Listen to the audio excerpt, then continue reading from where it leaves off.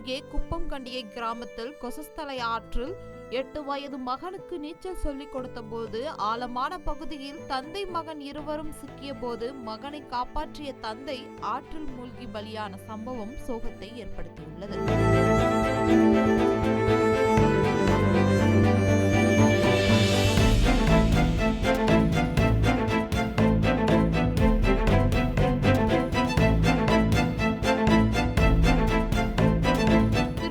மாவட்டம் திருத்தணி தாலுகா குப்பம் கண்டிகை கிராமத்தில் வசிப்பவர் பூபதி. இவரது மகன் ரித்தீஷ் வயது 8 தனியார் பள்ளியில் 4ஆம் வகுப்பு படித்து வருகிறார்.